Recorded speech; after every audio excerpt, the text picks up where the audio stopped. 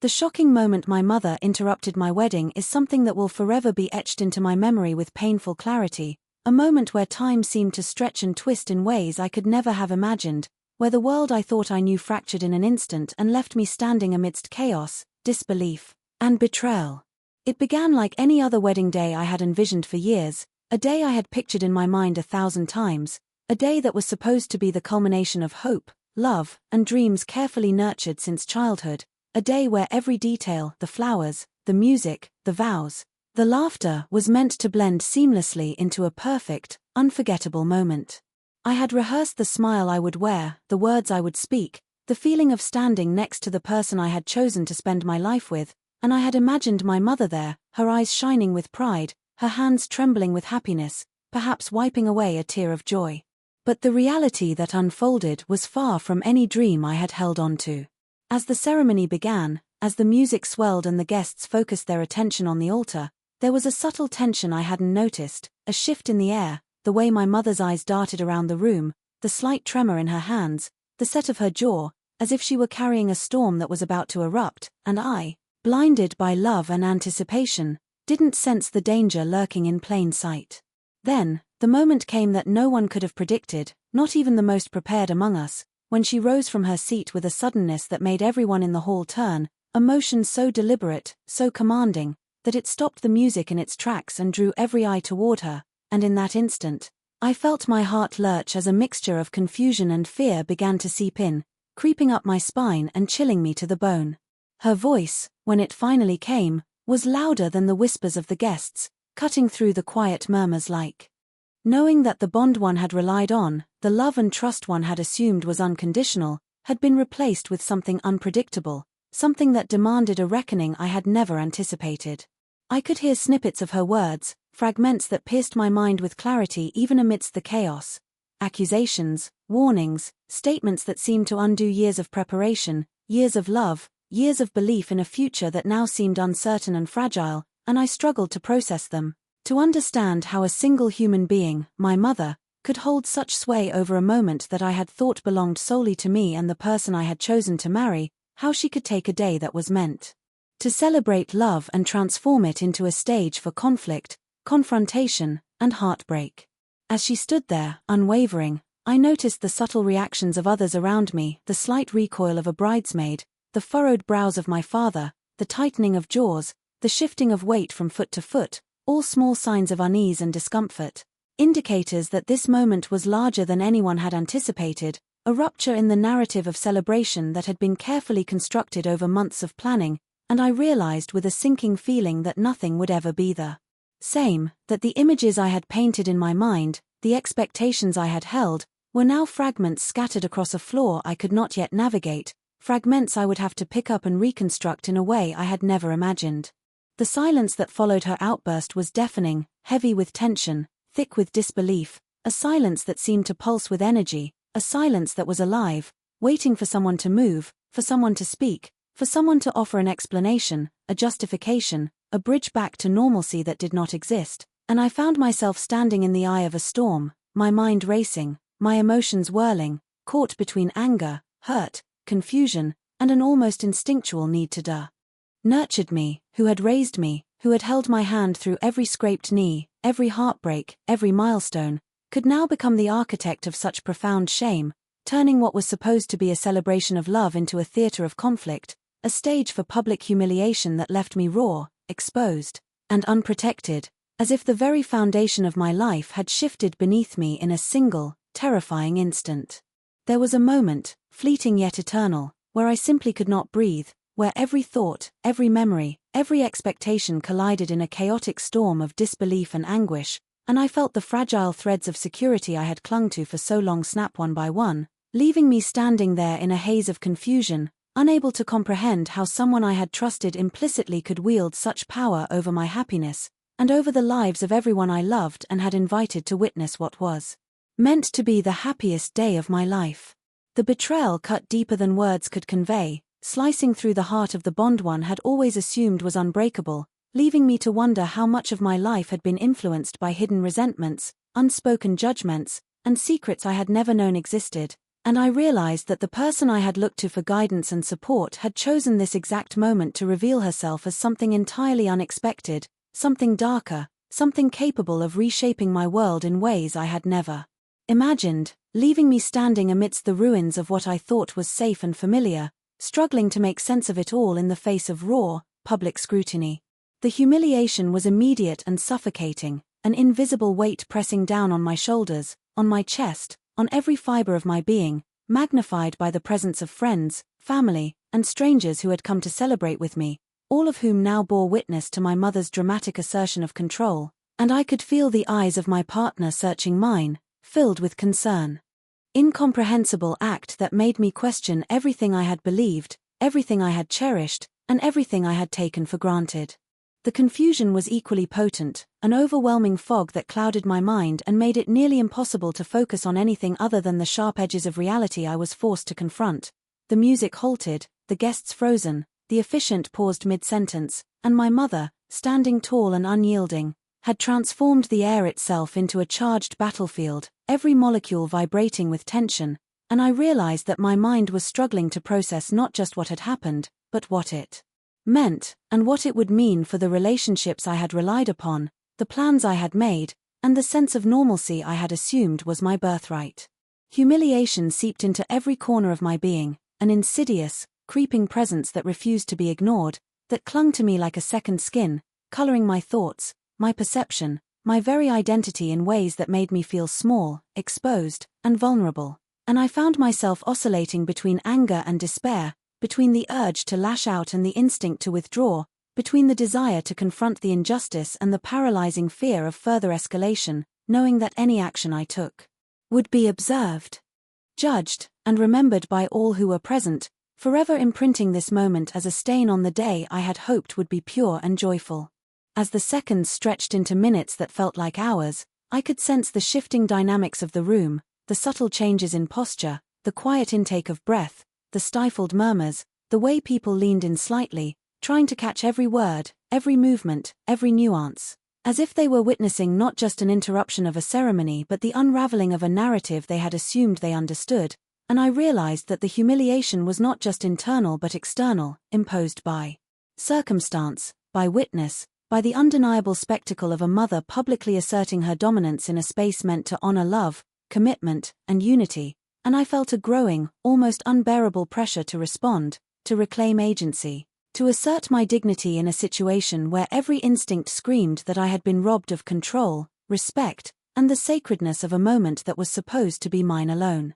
Amidst this chaos, the betrayal continued to gnaw at me, an unrelenting force that demanded recognition, that demanded understanding, that demanded a reckoning I was only beginning to grasp, and I felt the weight of every unspoken resentment, every hidden grudge, every subtle slight that may have led to this instant, pressing down on me with a force that made it impossible to remain passive, impossible to ignore, impossible to simply smile through, and I knew that the journey that had begun the moment my mother rose from her seat and stopped the ceremony would take me through a labyrinth of emotions, confrontations, and revelations, a journey that would challenge everything I had believed about love, family, loyalty, and justice, and that in order to emerge intact, I would have to navigate the storm with clarity, courage, and an unyielding determination to reclaim not only my day but the respect, dignity, and truth that had been stolen.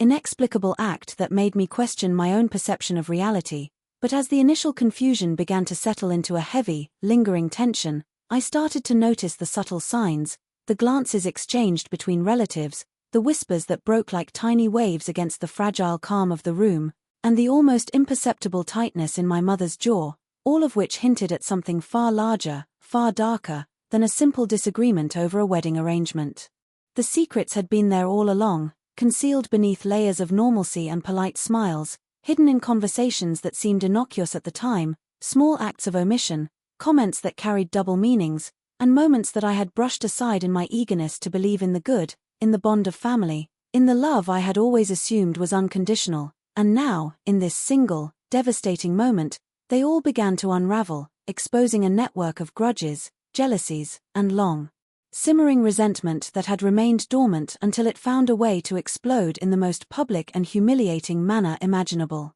I began to recall incidents from my childhood and adolescence that had seemed minor, insignificant, perhaps even trivial at the time, moments where my mother's disapproval had felt pointed, where her criticisms had lingered longer than they should have, where her favoritism had seemed selective, all things I had rationalized, excused, or forgotten because I wanted to believe in the purity of her love. But now, in the stark light of her interruption, these memories coalesced into a pattern, a hidden narrative that had been carefully masked by smiles, feigned concern, and the day-to-day rhythm of family life, a narrative that suggested motives, grudges, and secrets that I had never considered before, and that I now had no choice but to confront. The way she spoke, the intensity of her gaze, the deliberate way she moved through the room, all suggested that this was not an impulsive act but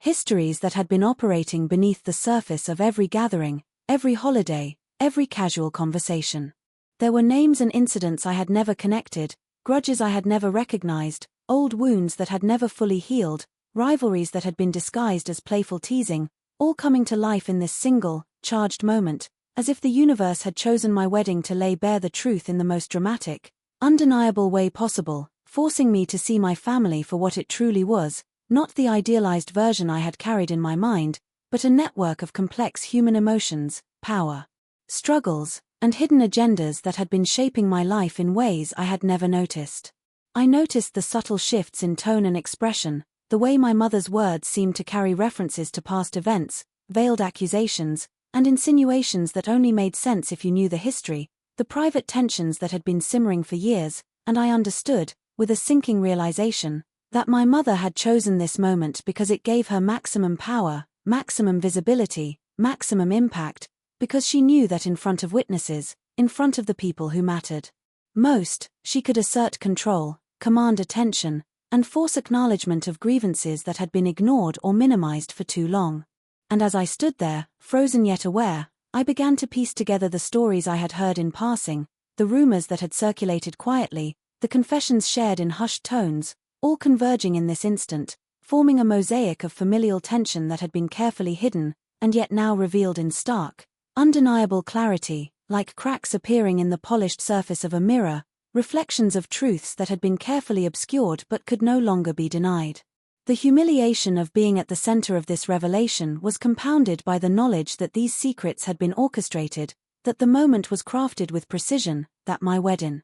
had conspired, consciously or unconsciously, to remind me of my vulnerability, of the fragility of appearances, and of the complex interplay of love, loyalty, and resentment that defined my family in ways I had never fully understood. There was a sharp, almost physical ache in realizing that the past I had believed to be benign, supportive, and loving was in fact layered with hidden conflicts, grudges, and motivations that had remained unspoken, unacknowledged, yet always present, always influencing, always capable of surfacing at a moment when I was most vulnerable, most exposed, most invested in the illusion of happiness and unity, and I could feel my mind racing, trying to reconcile the woman I had known, the mother I had loved, with the one who now stood before me, wielding secrets and grudges as weapons, reshaping my perception of my entire life, my family, and the people I had believed were my allies. The process of understanding, of seeing through the veil, was both terrifying and liberating,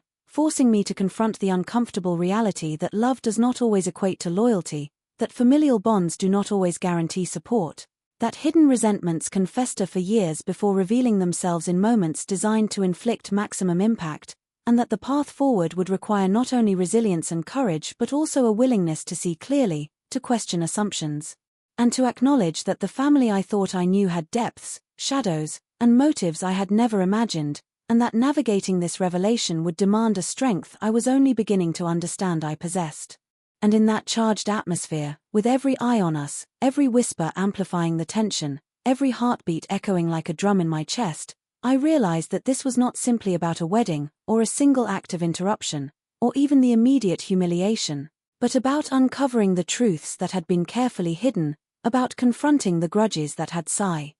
The immediate impact on me and my partner was something so profound, so disorienting, that it felt as though the very ground beneath us had shifted, leaving us suspended in a moment that defied all expectations and tore away every assumption we had ever made about trust, family, and the sanctity of love. In the initial seconds after my mother rose and stopped the ceremony, I could feel an almost electric shock run through my entire body, a mixture of fear, disbelief, and rising anger, as if my muscles and mind were struggling to reconcile the person I had always known with the one who had just shattered my carefully constructed dream in front of everyone I cared about. My partner, equally stunned, mirrored my confusion, their eyes searching mine with an intensity that made my heart ache, a silent question passing between us, a desperate need to understand why the very person who was supposed to support us, to share in our joy, had chosen this exact moment to unleash a storm of control, authority, and unspoken grievances, leaving us both standing exposed and vulnerable in a room that had moments ago been filled with music, laughter, and anticipation. The emotional weight of that instant pressed down on us like a physical force, the kind of pressure that makes breathing feel difficult, the kind that compresses the chest and ignites a heat in the stomach, a burning awareness that nothing would ever be the same, that the ritual we had prepared for so long, the symbolism, the vows, the sacred commitment we were about to make, had been hijacked, weaponized, transformed into a public spectacle that forced us into roles we had never auditioned for. The accused, the victims, the pawns of someone else's hidden narrative. I could feel my own emotions bouncing between disbelief, humiliation, and the almost instinctual need to defend myself, to find a foothold, a sense of agency in the chaos, while at the same time trying to hold my partner close, to shield them from the judgment.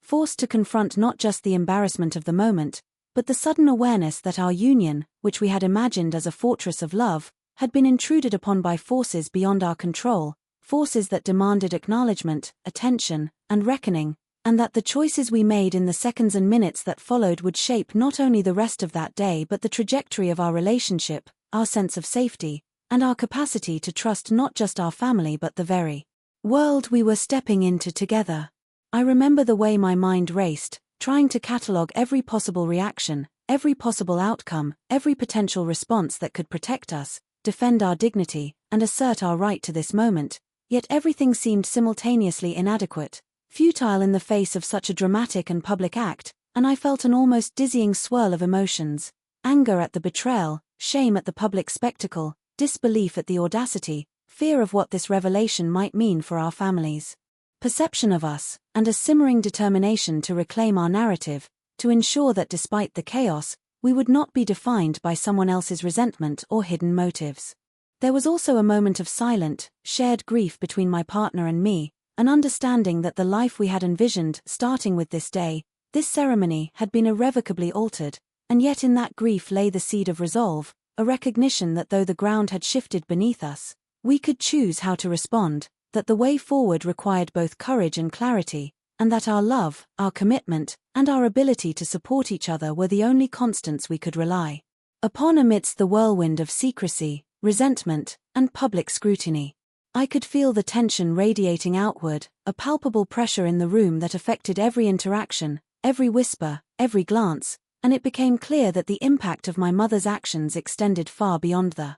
immediate impact was also psychological, a testing of boundaries I had assumed were secure, forcing me to confront questions I had never anticipated. How much power do others have over our happiness? How do we maintain composure in the face of betrayal? How do we preserve the sanctity of our commitments when outside forces intrude? Every second seemed stretched, every moment amplified, and I became acutely aware that the emotional fallout would not end with the ceremony, that the ripple effects would touch not just us but our families, our friends, and perhaps even future decisions, creating a web of consequences that demanded attention, reflection, and, eventually, resolution. And in the midst of this, I felt an internal shift, a growing determination that the story of our love, our wedding, and our lives together would not be defined by humiliation or betrayal but by resilience, strength, and the unbreakable bond between us. The turning point, the moment I realized I could no longer remain a passive participant in the chaos that had overtaken my wedding,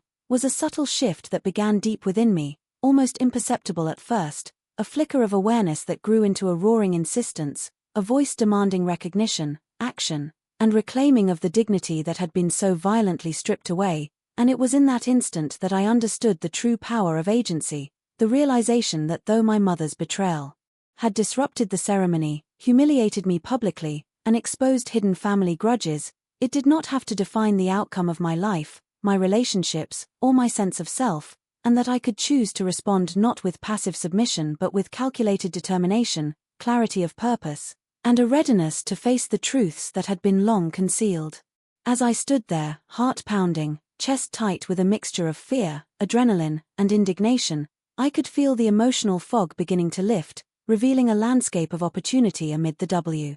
To stand tall, to breathe, to assert control over my own response, to refuse to be manipulated by hidden grievances, and to channel the raw intensity of the moment into clarity of purpose, a purpose that would guide me through confrontation, negotiation, and ultimately reclamation of my narrative and my dignity. The realization that I could no longer remain passive also brought with it a deep sense of empowerment, a recognition that while my mother's actions had been shocking and destructive, they did not have to dictate the terms of my life, my happiness, or my relationships, and that by asserting myself, I could transform the chaos into a crucible of strength, forging resilience, courage, and strategic thinking in the midst of turmoil, and that the turning point was as much about reclaiming internal authority as it was about confronting external forces, about understanding that the power to define my experience, my response, and my future lay within me, waiting to be claimed. I remember the subtle shift in my posture, the way my spine straightened, the tightening of my jaw, the deep, deliberate breaths that began to anchor me, and the way my eyes met my partner's with a shared understanding, a silent agreement that we would face this together, not as victims but as resilient agents of our own story, and that this turning point would mark the beginning of a deliberate strategy to reclaim control, restore dignity, and ensure that the narrative of our love, our wedding, and our lives would not be hijacked by hidden resentments or public humiliation. It was also a turning point in perception, a moment where I began to see my mother not just as a parent but as an individual with her own motives, resentments, and unresolved conflicts, and in recognizing that, I could separate the personal attack from the broader context, allowing me to respond with intelligence, precision, and strategic awareness, rather than being consumed entirely by raw emotion, and that awareness be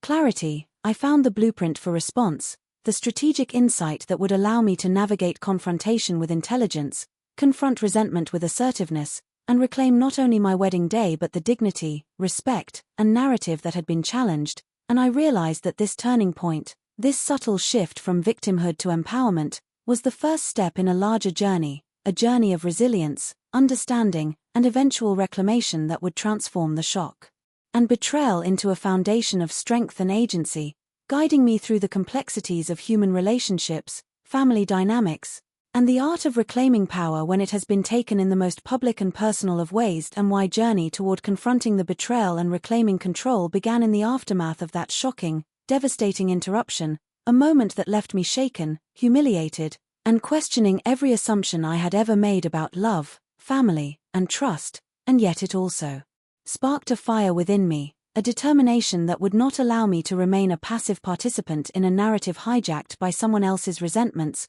grudges, and hidden motives, a determination to assert my agency, confront the truth, and reclaim the dignity and control that had been stripped from me so publicly and so ruthlessly. In the days and weeks that followed, the initial shock transformed into a careful, deliberate examination of the events, of the dynamics that had led to the interruption, and of the patterns of behavior that had long been obscured by smiles, politeness, and assumptions of love and loyalty, and I began to see, with painful clarity, how the betrayal was not an isolated incident but the culmination of years of subtle manipulation, selective communication, and hidden grievances that had been carefully concealed beneath the surface of family life, only to erupt when the opportunity presented itself, in the most dramatic and humiliating way imaginable. The process that they could be harnessed, directed, and transformed into clarity, assertiveness, and resilience, rather than allowing them to consume me, dictate my actions impulsively, or perpetuate a cycle of conflict that would leave everyone involved wounded and without resolution, and in this way, the journey became not only one of external confrontation but of internal mastery, learning to navigate the turbulent waters of betrayal with intelligence, grace, and determination. I also recognized that reclaiming control meant taking ownership of my own narrative, refusing to allow the story of my wedding, my relationships, and my life to be rewritten by someone else's grievances, resentments, or hidden motives, and that this ownership required deliberate action, setting boundaries, communicating expectations, and ensuring that future interactions would be guided by respect, transparency, and mutual understanding, rather than by unspoken tensions or manipulative behavior, and in doing so, I found a sense of liberation, a reclaiming of the power that had been temporarily usurped,